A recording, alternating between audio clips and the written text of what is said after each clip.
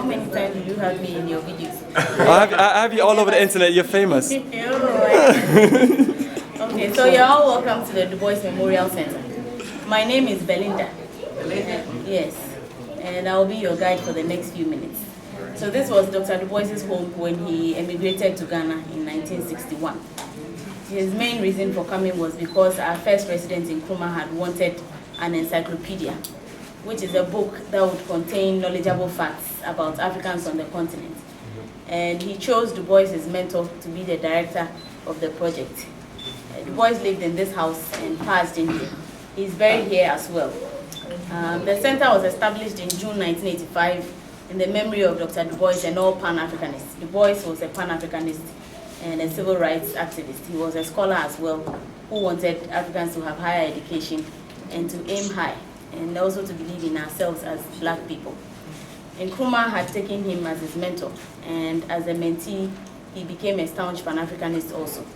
It is known that people like Dubois were a contributing factor to Nkrumah accepting the UGCC, which was then a political party in the Gold Coast that had wanted Nkrumah to lead them to gain independence. It is believed that Dubois had also moved Nkrumah to accept their call.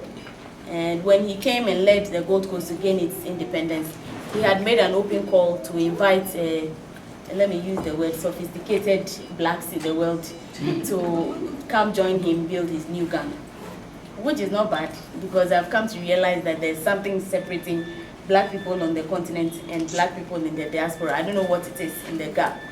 I don't understand you, you don't get me either. And Nkrumah had wanted to bridge that gap by bringing the boys, some Trinidadians, and any other person who had answered his call. He gave the boys this home, and they lived here until he passed in his sleep in 1963. He was given a state burial and buried in a vault at the Christianborg Castle, which used to be the seat of government. And then some 23 years later, his remains were reinterred, so we have him reburied here. That was their porch, which we use as our shop and our office. The museum has no office, and behind you was their guest room that we now use as our public reading room. Besides tours, we were mostly established as a research center, and so we receive students and scholars and Pan-Africanists who come to use the Dubois' books and the books we have in here. That library has over 3,400 books. Then we have another library in there that has 1,500 books of the Dubois'. You are not allowed to sit on that piece. That was the original kitchen cabinet of the Dubois'. The house is as original as it was whilst they lived here. And it was the second Mrs. Dubois' choice.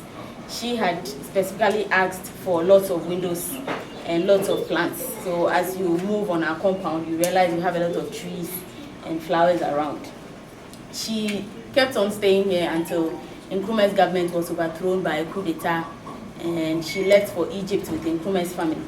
Dr. Nkrumah was also married twice. His first wife was Ghanaian, and his second wife was an Egyptian. And Mrs. Dubois chose to move with the Egyptian family.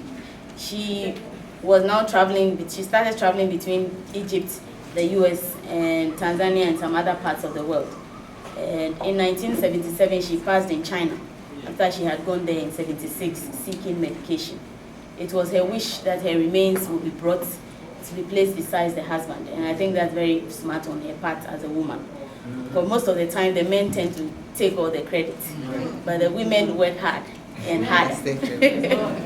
So we have her here, and she was the first director of the Ghana Broadcasting Company, which is now the Ghana Broadcasting Corporation. And we have her ashes also placed beside the husband. Apart from the tours, we are a research center. We are also a Pan-African cultural center that promotes everything that will bring forth our race as black people. So we celebrate all Pan-African festivals. We celebrate, though we are on the continent, every day is a Black Day. We still celebrate Black History Month in February and in October. Because in February, black people in the US do celebrate Black History Month. And then the UK also, the diasporans there do celebrate Black History Month in October. So we do celebrate that. But every day is our African Day. Yes. Amen. Yeah. We have Pan-African clubs in almost all the senior high schools in Accra that we work with. We work with some small businesses as well. Some are authors, some are artists. We also work with some theater groups. And then we have interns, interns and volunteers who come to work here for periods of 1 year, 6 months, or 3 months. So that's what the center is about. If you have questions, you are welcome to ask. As we move on with the tour, I'll be talking some more. But I like talking, so you can bring it down if I'm going too far. This was their living room, which we term our Pan-African Gallery.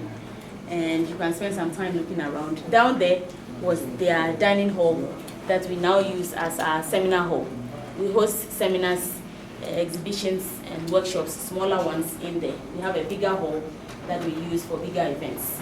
At the moment, we have some mounted exhibits in there by the Colombia Embassy in Ghana. They also have black people in their country. And every year, the ambassador here tries to exhibit to educate the world that they also had their fair share of the slave trade. So for this year, their exhibits is on their carnival, and that's what we have in there. So we'll quickly look around and then we'll move on with the tour.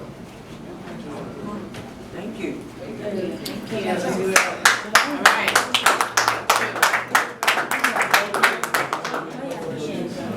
Questions?